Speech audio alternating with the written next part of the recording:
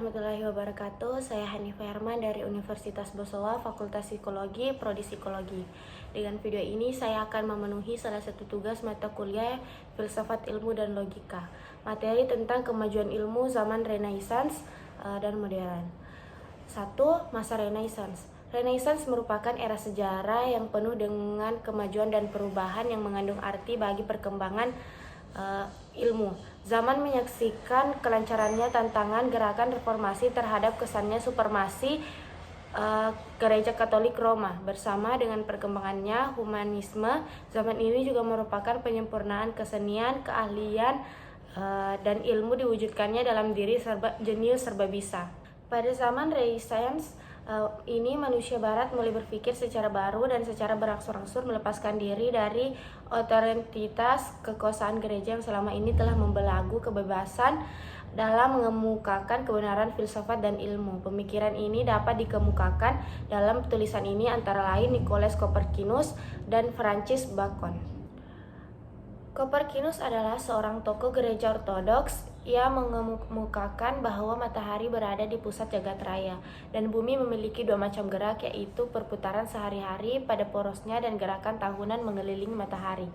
Teorinya ini disebut hesometrisme, di mana matahari adalah pusat jagat raya, bumi sebagaimana yang dikemukakan oleh Ptolemeus dan yang diperkuat gereja. Teori Ptolemeus ini disebut geometrisme yang mempertahankan bumi sebagai pusat jagat raya. Sekalipun Copernicus membuat model, namun alasan utamanya bukanlah sistemnya, melainkan kekayaannya bahwa prinsip geometrisme akan sangat memudahkan perhitungan.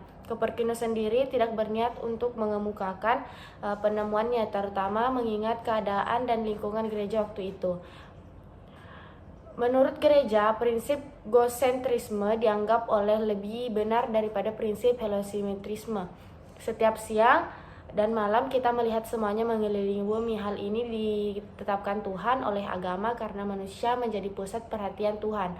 Untuk manusia, untuk semua ini diciptakannya. Paham demikian disebut homocentrisme. Dengan kata lain, prinsip geosentrisme tidak dapat dipisahkan dari prinsip heliometrisme. Jika dalam keadaan demikian, prinsip hesometrisme dilontarkan, maka akan berakibat berubah dan rusaknya seluruh kehidupan manusia pada saat itu. Teori Copernicus ini melahirkan revolusi pemikiran tentang alam semesta, terutama astronomi. Bacon adalah pemikiran yang seolah-olah meloncat keluar dari zamannya. Dengan melihat perintis filsafat ilmu, ungkapan Bacon yang terkenal adalah knowledge is power, atau pengetahuan adalah kekuasaan. Ada 3 contoh dapat membuktikan pernyataan ini, yaitu mesin yang menghasilkan kemenangan dan perang modern. 2. Kompas memungkinkan manusia mengurangi lautan. 3. Percetakan yang mempercepat penyebaran ilmu. Penemuan Copernicus mempunyai pengaruh luas dalam kalangan sarjana, antara lain Tycho Brahe dan Johannes Kepler. Perhatian Tycho Brahe dimulai pada bulan November tahun 1572 dengan munculnya bintang baru di gugusan secara tiba-tiba, yaitu bintang yang gemerlang selama 16 bulan. Sebelum ia padam lagi, bintang yang dalam waktu singkat menjadi cemerlang dalam bahasa modern disebut nova atau supernova. Tergantung dari besarnya masanya, tumbuhnya bintang baru menggugurkan pendapat yang dianut sampai pada saat itu, yaitu oleh karena angkasa diciptakan Tuhan. Selain itu, dalam perhitungan terbukti bahwa pergerakan beda angkasa tidak beraturan dan tidak sempurna. Pergerakannya mengikuti suatu ketentuan, yaitu bisa matahari dihubungkan dengan sebuah planet oleh garis lurus dan planet ini bergerak X jam lamanya. Maka luas bidangnya yang dilantarkan garis lurus itu dalam waktu X jam selalu sama. Berdasarkan hukum ini, kalau planet berada di paling dekat dengan matahari. Hal ketiga yang ditemukan Kepler adalah perbandingan antara dua buah planet, misal A dan B. bila waktu yang dibutuhkan oleh melintasi orbit oleh masing-masing planet adalah P dan Q.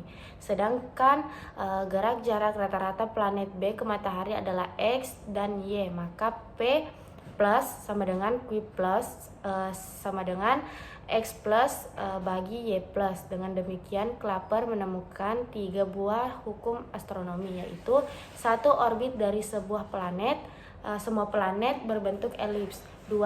Dalam waktu yang sama, garis penghubung antara planet dan matahari selalu melintasi bidang yang luas yang sama. Ketiga, bila jarak rata-rata dua planet A dan B dengan matahari adalah X dan Y, sedangkan waktu untuk melintasi orbit masing-masing adalah P dan Q, maka P plus bagi Q tak plus sama dengan X plus bagi Y plus. Kedua, zaman modern. Setelah Galileo, Fermat, Pascal, dan Kepler berhasil mengembangkan penemuan mereka dalam ilmu, maka pengetahuan yang terpencar-pencar itu jatuh ke tangan dua sarjana yang dalam ilmu modern memegang peran yang sangat penting. Mereka adalah Isaac Newton dan Leibniz. Di tangan dua orang sarjana inilah sejarah ilmu modern dimulai. Newton, sekalipun ia menjadi pemimpin sebuah tempat perbuatan uang logam di kerajaan Inggris, ia tetap menekuni dalam bidang ilmu. Lahirnya teori gravitas, perhitungan kalkulus, dan optika merupakan karya besar Newton.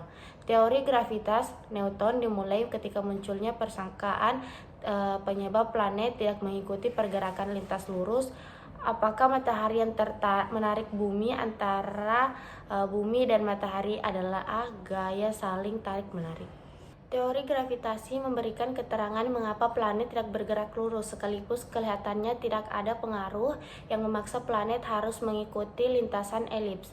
Sebenarnya pengaruh ada, tetapi tidak dapat dilihat dengan mata, dan pengaruh itu adalah gravitasi, yaitu kekuatan yang selalu akan timbul jika ada dua benda yang saling berdekatan. Berdasarkan teori gravitasi dan perhitungan-perhitungan yang dilakukan oleh Newton, dapat diterangkanlah dasar dari semua lintasan planet dan bulan, pengaruh pasang air, samudra, dan lain-lain peristiwa astronomi. Justru dapat lapangan astronomilah ketepatan teori gravitasi makin meyakinkan, sehingga tidak ada lagi yang tidak percaya tentang adanya gravitasi ini.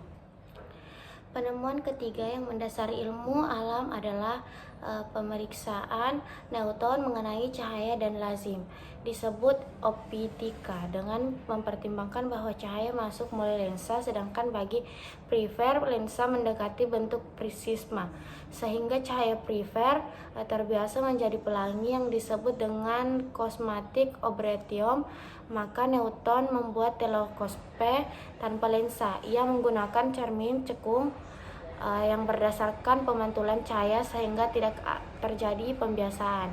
Pada masa sesudah Newton, perkembangan ilmu selanjutnya adalah berupa ilmu kimia, jika pada masanya Newton yang berkembang adalah matematika, fisika, dan astronomi.